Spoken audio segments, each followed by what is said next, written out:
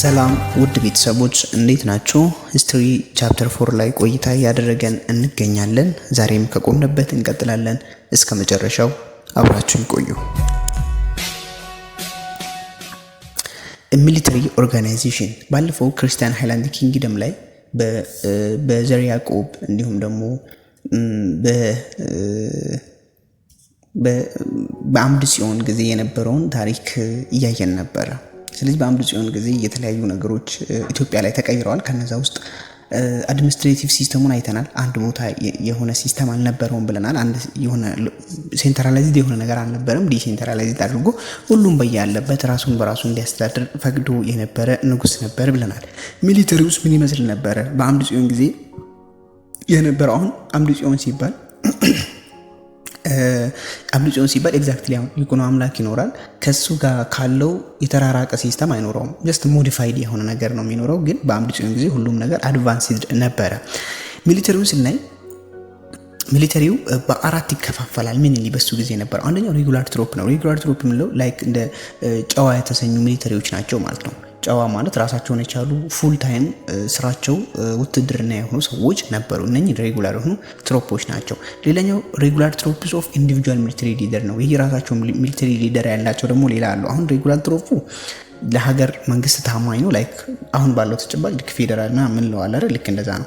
ሬጉላር ትሮፕ የምንለው ነገር ግን ምንድነው? ይሄ ልዩ ኃይል እንደነበሩት ልዩ ኃይል የሚባሉ እንትኖች ነበራል በየክልሉ በየቦታው እንደነበሩት። በዛም ጊዜ እንዳልነው አምድ ጽዮን ሴንትራላይዝድ የሆነ ንጉስ አልነበረም። ሁሉም በየራሱ ራሱን የማስተዳደር መብት ስለነበረው በየቦታው የነበሩ ሰዎች የየራሳቸው ሊደር ነበሩ። እነዛ ሊደሮች ስማቸውንም እናያለን። ርዕስም አላቸው፣ የየራሳቸው ስም አላቸው።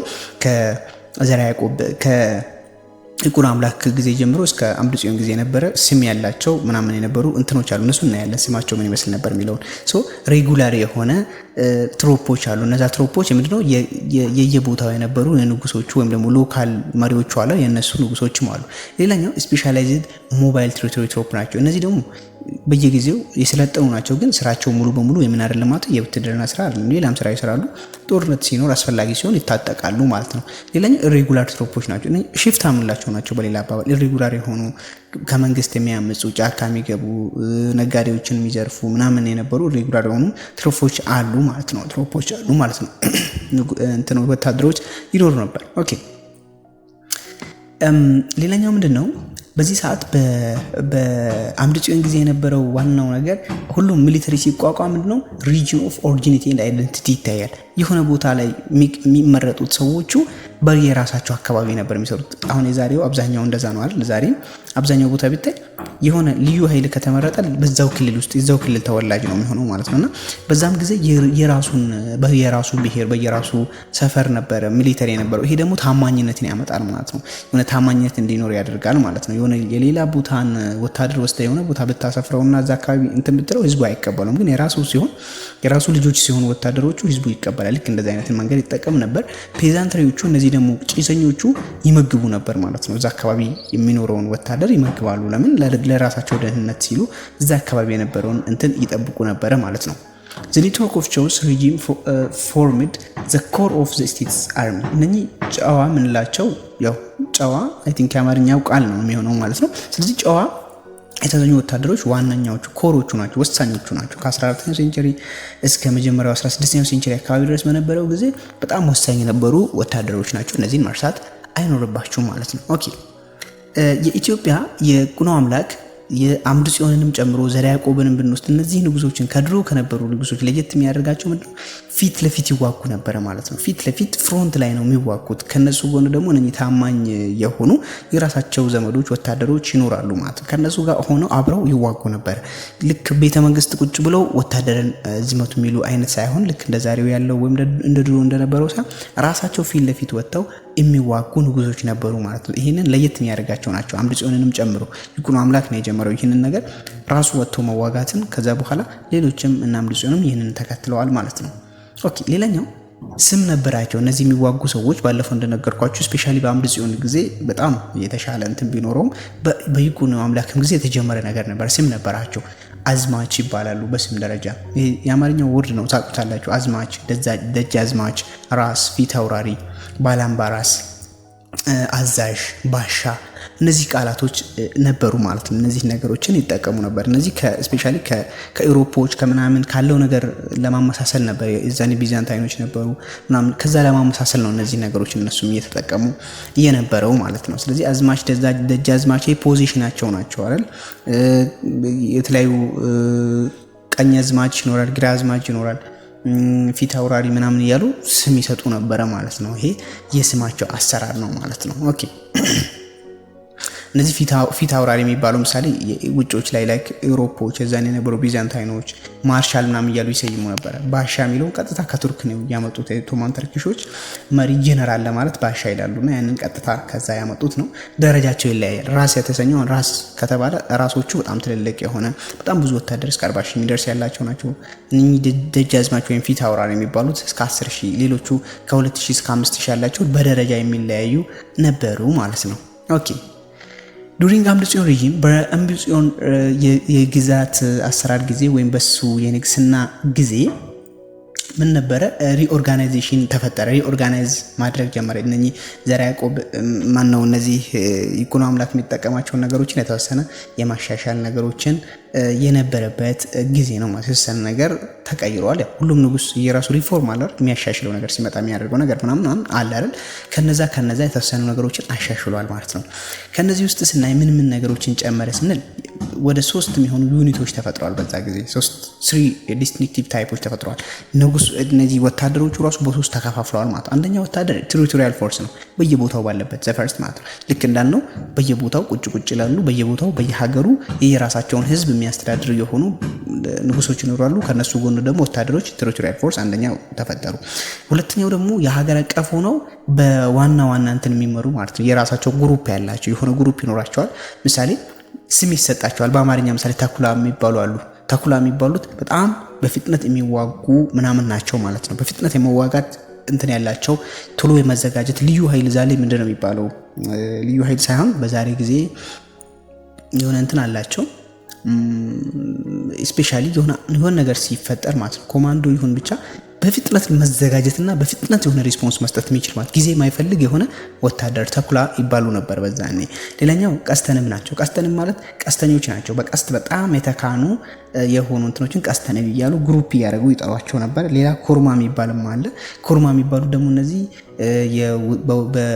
የፈረስ ጦረኞችም ሆኖ ከዛ በተጨማሪ ደግሞ በዋነኝነት እነዚህ ፊት ለፊት የሚጋጠሙ ጦሮች ናቸው ማለት። ጦርነት የተለያየ አይነት ነው። በባትል የሚሆን ጦርነት አለ። ሁለቱም ቀጠሮ እንትን ብለው በጦር ሜዳ የሚገናኙ አሉ። ሌላ ደግሞ በየጊዜው ኮንቲኒየስ ይሆናል። ስፔሻሊ ተኩላዎች ኮንቲኒየስ የሆነ እንትን ነው የሚያስኬዱት። እነዚህ ኮርማ የሚባሉት ግን በባትል ነው ሜንሊ የሚገናኙት። ይሄ ሁለተኛው ዴስቲኔሽን ነው ማለት ነው።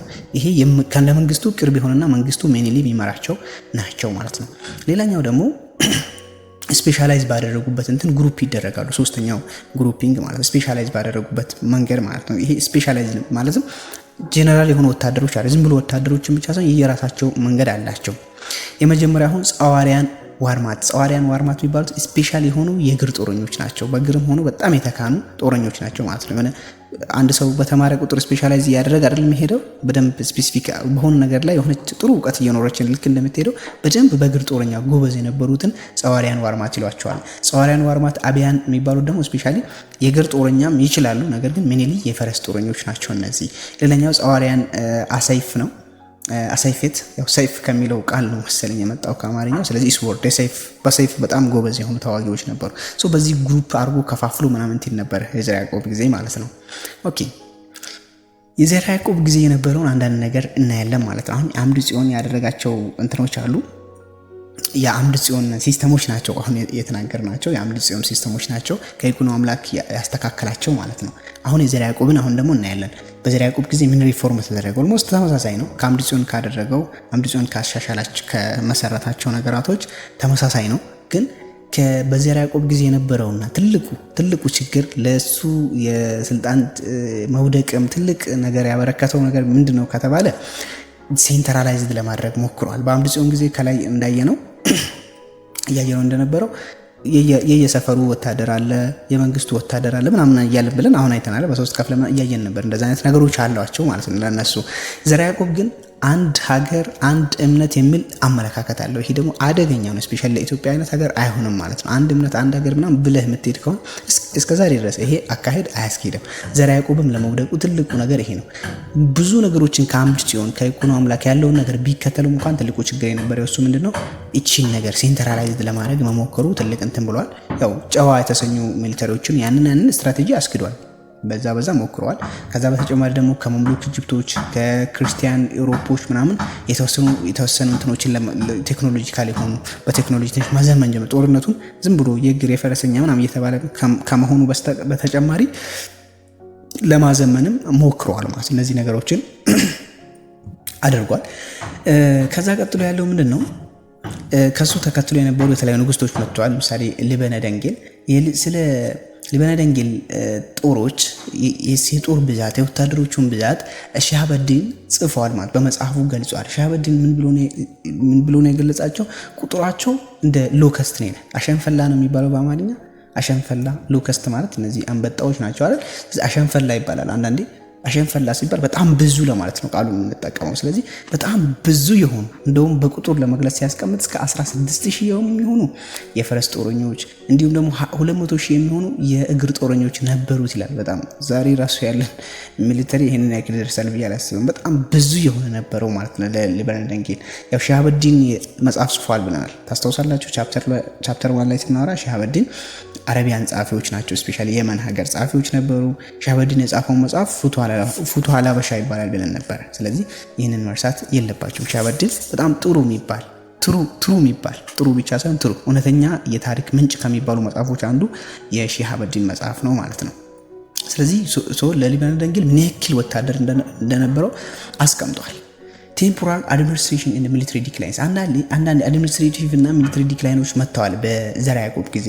ያው ዘርዓ ያዕቆብ እንዳልኳችሁ ሴንትራላይዝድ ለማድረግ ሲሞክር የመጡ ጊዜያዊ እንትኖች ነበሩ። ለምን ወደቀ በዘርዓ ያዕቆብ ጊዜ የተወሰነ ሚስቴክ ፍላክቹዌሽን ስልጣኑ ለምን ተወዛገበ ከተባለ አንደኛው ኢንተርናል ፖለቲካል ሪፍት ነው። ያው ይታወቃል ኢንተርናሊ መቼም ጦርነት አይጠፋም። ውስጥ ለውስጥ ያሉ ችግሮች ምናምን እየተባባሱ መጡ። ሁለተኛውና ዋነኛው ነገር ደግሞ ሪያላይዝ ማድረግ አልቻለም። ምንን ሪያላይዝ ማድረግ አልቻለም? ፖለቲካልና ይሄ ሪሊጂየስ የሆነ አሲሚሌሽን መፍጠር አልቻለም።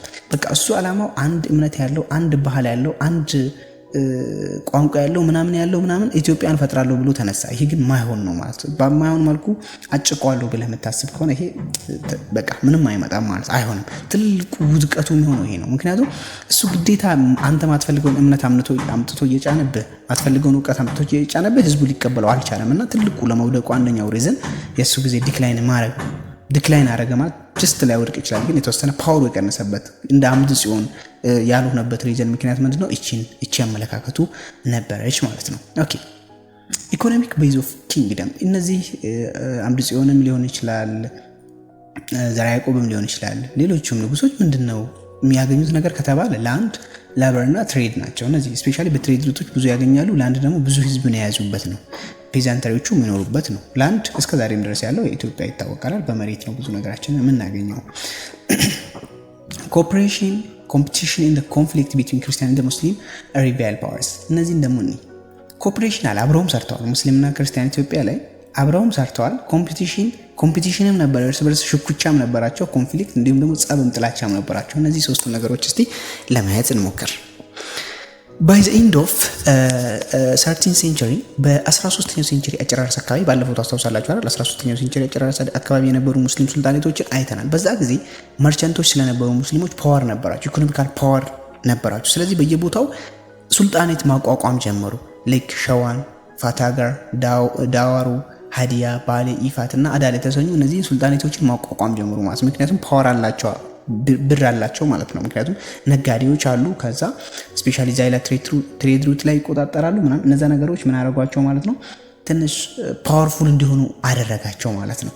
ስለዚህ ይህ ነገር ፓወር እየመጣ በኋላ ላይ ያው ከክርስቲያን ኪንግደም አለመስማማት ለነሱ ግብር አንከፍልም ማለቱ ምናምን እየመጣ ማለት ነው። አዳል እና ኢፋት ሱልጣኔት እዚህ ጋር ካያችሁ ሁለቱ ብዙ ጊዜ ተማሪን ያምታታሉ። እንዴት ናቸው የሚለውን ታሪኩን የአዳልና ኢፋት ሱልጣኔት ታሪኩን እንደዚሁ ልንገራችሁና አዳልና ኢፋት ተመሳሳይ አይደሉም። ነገር ግን ኢፋት የአዳል የተሰኘው ሱልጣኔት ከቢሊቭ ቱ ሃቭ ቢን ሲቲድ ሳውዝ ኦፍ ኢፋት ከኢፋት ሳውዝ በኩል ነበረ ተብሎ ይታሰባል። በታሪክ ደረጃ ከኢፋት ሱልጣኔት ከነበረበት አዳል ሱልጣኔት ራሱን የቻለ ነው፣ ግን ከሱ ደቡብ በኩል ነበረ። ኢፋቶች ፓወርፉል ናቸው። ባለፈው ስትሮንገስት ሱልጣኔት ብለን አይተናል። ኢፋቶች ፓወርፉል ስለነበሩ በኡመር ዋላስማ አይደል የተቋቋመው ኢፋት። ስለዚህ ፓወርፉል ስለነበሩ የተወሰኑ የዋላስማ ንጉሶች ሄዱና አዳልን ተቆጣጠሩ፣ ኮንኩር ያደረጉ ማለት ነው፣ ያዙት ማለት ያንን ቦታ ተቆጣጠሩት። ዘን ያንን ከተቆጣጠሩት በኋላ እየመሩ ያሉት ማናቸው? ኢፋቶች ናቸው ማለት በሌላ አባባል ኢፋቶች አዳልን ሄደው መምራት ጀመሩ ማለት ነው።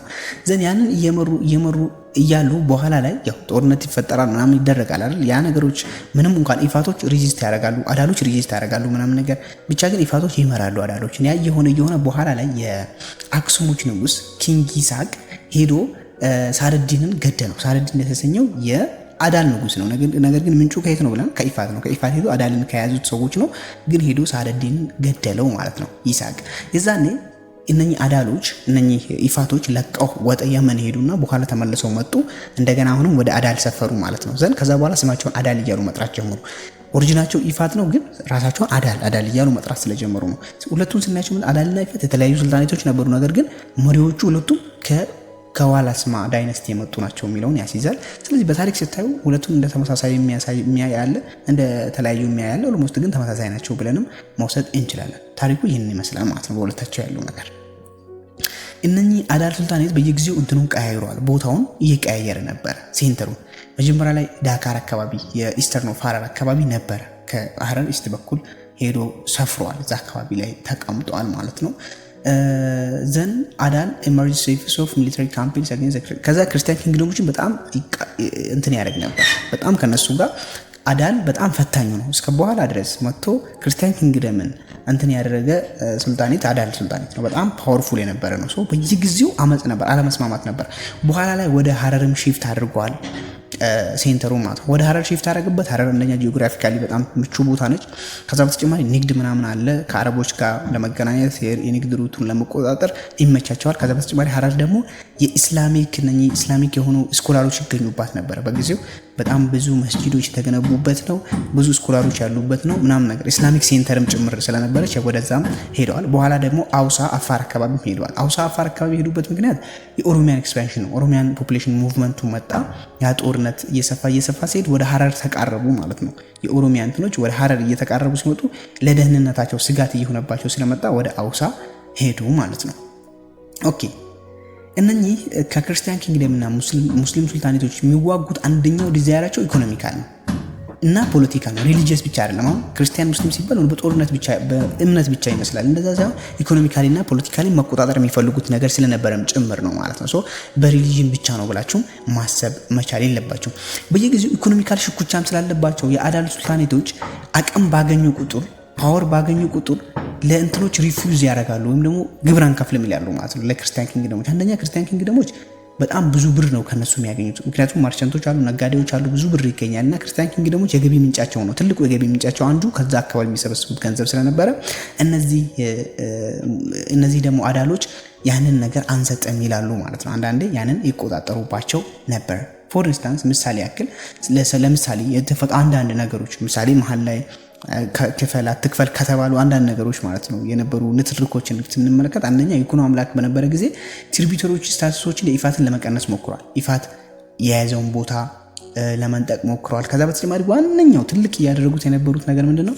ከአረቦች ከምናምን እንዳይገናኙ ያደርጉ ነበር። ኢትዮጵያ ላይ ብቻ እንደሆነ ማለት እዛው አካባቢ ብቻ ሰርተው እንዲኖሩ የግብርና ስራ እንዲሰሩ ምናምን የንግዱ መስመሩን ለመከልከል ይሞክሩ ነበር እነዚህ የክርስቲያን ኪንግደም ንጉሶች ማለት ነው። ምክንያቱም አዳሎች ፓወራቸውን እያገኙ ያሉት ከምንድነው? ከንግዱ ነው አይደል? ስለዚህ ያንን ነገር ለማቋረጥ በጣም ብዙ ጊዜ ሞክረዋል።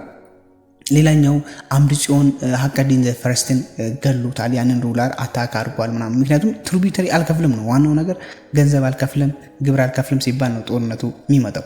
ሌላኛውና ትልቁ እንትን ሰብረዲን የተሰኘ ከአምድ ጽዮን የነበረ ትልቅ ንጉስ ነው። ባይዘ ሁለት እንትን ነው ፌስ ነው ያላቸው ከሰብረዲንና ከአምድ ጽዮን። ሁለቱ የሆነ ሰዓት ላይ ወዳጅ ናቸው፣ የሆነ ሰዓት ላይ ጠላት ናቸው ማለት ነው። አንደኛው ወዳጅነታቸው ኢቨን አምድ ጽዮን ስልጣን እነዚህ ውስጥ ለውስጥ የነበሩ ከክርስቲያን ኪንግደሞች ውስጥ ጦርነት ተፈጥሮ እዛ ውስጥ ላይ አምድ ጽዮንን ከስልጣን ሊያስወግዱት በደረሱ ጊዜ ሰብረዲን አግዞታል ማለት ነው። በስልጣን እንዲቆይ አድርገዋል። አምድ ጽዮንን በስልጣን እንዲቆይ አድርጎ አግዞታል የዛኔ። ነገር ግን ይህ ሰብረዲን ምን ይፈልጋል ማለት ነው? አንድ ላይ ሆኖ ክርስቲያን ኪንግደምን ማጥቃት ስለሚፈልግ የዳውሮ ንጉስ የነበረውን ሃይደርን የሃዲያ ንጉስ ኪንግ የነበረውን አማን አንድ ላይ ሁለቱን አንድ ላይ አድርጎ ስልጣን በደንብ አጠናክሮ ለመቆጣጠር ክርስቲያን ኪንግደምን ለመቆጣጠር ሞክሯል። ያንንም ደግሞ አምደጽዮን አሸንፏል። አምደጽዮን እንዴት አሸነፈ ከተባለ በስፓይስ ነው ወይም ደግሞ በእነዚህ ምንድነው የሚባሉት ዛሬ ሰላይ የምንላቸው ማለት ነው። በሰላይ ነው። በጣም ሰላዮች ነበሩት። ለአምደጽዮን ይታወቃል። በሰላይ የሚታወቅ ንጉስ ነው። ያው አምደጽዮን እንዳልኳችሁ በጣም ስትራቴጂካል የሆነ ንጉስ ነው ተባብለናል። ኦኬ ሌላኛው ንዋይ ማሪያ እንዲሁም ደግሞ ንዋይ ማርያም ከማን ጋር ጦርነት አስከሄዷል? ከሀቀዲን ዘሰከንድ። ምክንያቱም በቃ ግብር አልከፍልም ነው። ሁሉም እዚህ ጋር ብታዩት እዚህ አካባቢ ያለው ጦርነት አብዛኛው ጊዜ ምንድነው ግብር ክፈል አልከፍልም ነው። እንደዚህ ነው ፓወሩ ሺፍት እያደረገ ያለው። ዳዊት ዘሰከንድ፣ ቴዎዶር ዘፈርስት፣ ይስሐቅ እነዚህ ሁሉም በየጊዜው ጦርነት አስከሄደዋል ማለት ጦርነት እያስከሄዱ ያሉት ሁሉም ግብር ክፈል አትክፈል ከሚል ከነሱ ከነበሩ ንጉሶችም አስክዷል ማለት ነው። ሌላኛውና ታዋቂው በሸሃበዲን መጽሐፍ ላይ ወይም ደግሞ ፍትወል ሀበሻ ላይ ከተዘገቡ አንዱ ትልቁ ባትል ያጉባ የተሰኘው ባትል በጣም ይታወቃል። ይህም አህመድ ባድሊ ነው። አህመድ ባድሊ ዘርዓ ያዕቆብን ለማስወገድ ጥረት ያደረገበት ትልቅ የሆነ እንትን ነው። ነገር ግን አልተሳካለትም። አትዘኢንድ ማለት ነው። ምክንያቱም አንደኛ በሰላዮች አማካኝነት በጣም ሰላዮች ነበሯቸው። በዛ ሰላዮች ምክንያት መረጃ ወጣበት፣ በዛ ተሸንፈዋል። ሁለተኛ ደግሞ ኦርጋናይዝ ያደርጋለው ነበር። እነዚህ ብዙ ሙስሊም ሱልጣኔቶች አሉ፣ ፋታ ጋር ዳዋሩ ምናምን አሉ። እነዛን ሁላ አቋቁሜ ከነሱ ጋር ሆኜ ይዋጋለው ነበረ። መጨረሻ ላይ ግን ቾክሎ እነዛን ወታደሮች ይዞ አህመድ ባድሊ ሄደ። በጣም መጥፎ መሸነፍ ነው የገጠመው አህመድ ባድሊ ማለት በጣም መጥፎ፣ ሀገሪቷ እስከምትወድም አዳል ሱልጣኔት እንዳልነበረ እስከሚሆን ድረስ ነው አህመድ ባድሊ የተሸነፈው በዚህ ጊዜ። ያንን ተከትሎ ደግሞ ሙሐመድ የአህመድ ባድሊ ልጅ ማለት ነው የአህመድ ባድሊ ልጅ ስልጣን ያዘ። ስልጣን ሲይዝ ይህንን ሲያይ አዳሎች አቅም እንዳሌላቸው ገባው። ዘርዓ ያዕቆብ በጣም ነው የመታቸው። ስለዚህ ወዲያውኑ ምን ማድረግ ስለነበረበት ከነሱ ጋር መስማማት ስለነበረበት ለክርስቲያን ሃይላንድ ኪንግደሙ ንጉስ ለባድ ማሪያ ምን ላከ ማለት ነው ትሪቢዩት ላከ ወይም ደግሞ ትሪቢዩት ላከ። ይሄ ግብር ላከላቸው ማለት ግብር መክፈል ጀመረ። ነገር ግን አልቆየም።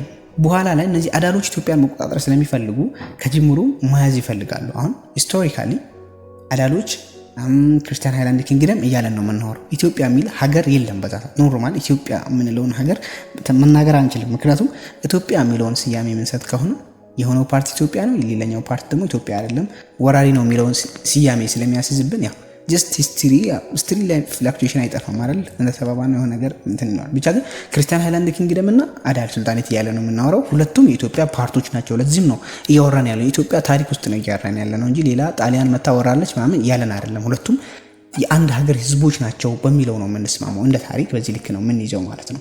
ተግባባን? ስለዚህ ሁለቱ መያዝ ይፈልጋሉ፣ ስልጣን የበላይ መሆን ይፈልጋሉ እንጂ የሆነ ቦታ መጥቶ ይሄ መውረድ ይፈልጋል የሚባል ታሪክ ውስጥ የለንም። እንደዚህ አይነት ታሪክ የለንም ማለት ነው። አግባቡን ስላልሆነ ነው። አዳሎች መቆጣጠር ይፈልጋሉ፣ ክርስቲያን ሃይላንድ ኪንግደምን መቆጣጠር ይፈልጋሉ። ክርስቲያን ሃይላንድ ኪንግደሞችም እነሱን መቆጣጠር ሁለቱም በቃ መምራት ይፈልጋሉ ማለት በሌላ አባባል። ስለዚህ በኋላ ላይ ይሄ ትንሽ ሲያገግሙ መሐመድ አህመድ በደንብ ግብር እየከፈለ ነበረ፣ ግን በደንብ አቅም እያገኙ ምናምን እያገገሙ ከመጡ በኋላ ኢሚር ማህፉዝ በጣም አግሬሲቭ ነው ይባላል። ከአህመድ ባድሊ ቀጥሎ አግሬሲቭ ንጉስ ኢሚር ማህፉዝ ነው። እንግዲህ አህመድ ባድሊ በጣም አግሬሲቭ ስለሆነ ነው አይደል ቶሎ ወደ ጦርነት ገብቶ ቶሎ የተሸነፈው። ኢሚር ማህፉዝ በጣም አግሬሲቭ ነው፣ በጣም ፈጣን ነው። በኋላ ላይ ሊበነ ደንጌልን ሄዶ እንዲሁ ከሱ ከሊበነ ደንጌል ጋር ጦርነትን አስኬደ ማለት ነው። በዛ ጦርነት እንደዚሁ ተሸነፈ እሱ ማለት ነው። ምክንያቱም በጣም አግሬሲቭ ነው፣ ፈጣን ነው፣ ስትራቴጂካል አይደለም ነው በሌላ አባባል። የሆነ ነገር ይቀረዋል፣ በደንብ ፓወሩም ይኖራል ምናምንም ይኖራል፣ ግን አግሬሲቭ ነው ሲባል ትንሽ ይፈጥናል ለማለት ነው። ተረጋግቶ አያጠቃም ለማለት ነው። በኋላ ላይ ግን የዚህ የኢሚር ማህፉዝ መሸነፍ በኋላ አህመድ ግራኝ የተሰኘ በጣም ኢትዮጵያ ታሪክ ላይ ትልቅ ግሬት ኢሜጅ ያለው ጦረኛ ኢሜጅ ያለው መሪ እንዲፈጠር አድርጓል። እሱን ደግሞ እናያለን። ምን አይነት መሪ ነበር አህመድ ግራኝ ምናምን ሲባል በጣም ሁላችንም እናውቀዋለን። በታሪክ ደረጃ ከኢሚር ማህፉዝ ተከትሎ የመጣ ነው። ስለዚህ ኢሚር ማህፉዝ ይሄንን ጦርነት ተሸንፈዋል ማለት ነው። ኦኬ ኦቨርኦል ለዛሬም በዚህ እናጠናቃለን እና ቶታሊ እነዚህ ጦርነቶች ይሄ በዚህ ገባ እንደዚህ ሆነ ሲባል የሙስሊም ክርስቲያን ሲባል ይሄ ጦርነት የእንትን ብቻ እንዳይመስላችሁ የእምነት ብቻ ጦርነት አልነበረም። የኢኮኖሚካሊም የፖለቲካሊም ምናምን ለመቆጣጠር እያደረጉት የነበረ ጥረት ነው። ግን ሁሉም ክርስቲያኖቹም የክርስቲያን መሪዎቹም እነ ዘርዓ ያዕቆብ እና አምደ ጽዮን ሰውን ሲያነቃቁ የእነሱን ወታደሮች ሲያነቃቁ ልክ ወታደሩን ምንድነው የሚሉት የምትዋጉት ለእምነታችሁ ነው ምናምን ብሎ የእምነት ጦርነት እንደዛ ነው የሚያነቃቁት ማለት ነው። በዛ ልክም ደግሞ የሙስሊም መሪዎቹም ደግሞ እና ኢሚር ማህፉዝ አህመድ ባድሊ ትሮፓቸውን የእነሱን ወታደር ሲያነቃቁ ምንድነው የሚሉት እናንተ የምትዋጉት ለእስልምና ነው ምናምን እያሉ ለእምነታቸው እንደሚዋጉ አድርጎ ያነቋቋቸው ነበረ ማለት ነው። ሜንሊ የእምነት ፌዝ ቢኖረውም የተወሰነ ነገር ለእምነት ቢሆንም እንኳን ኢኮኖሚካልም ፖለቲካልም ነገር አለው። ንጉሶቹ ለእምነታቸው ብቻ ሳይሆን እየተዋጉ የነበረው ኢኮኖሚካሊ መቆጣጠር ይፈልጋሉ። ቦታውን መያዝ፣ ትሪቶሪያቸውን ማስፋት ምናምን ይፈልጉ ስለነበረም ነበረ እንደዚህ አይነት ጦርነቶች እየተካሄዱ የነበሩት ማለት ነው። የዛሬው የታሪክ ትምህርታችንን በዚህ እናቆማለን። እስከ መጨረሻው አብራችሁን ስለቆያችሁ እጅግ አድርጌ አመሰግናለሁ። በያላችሁበት ሰላማችሁ ይብዛ።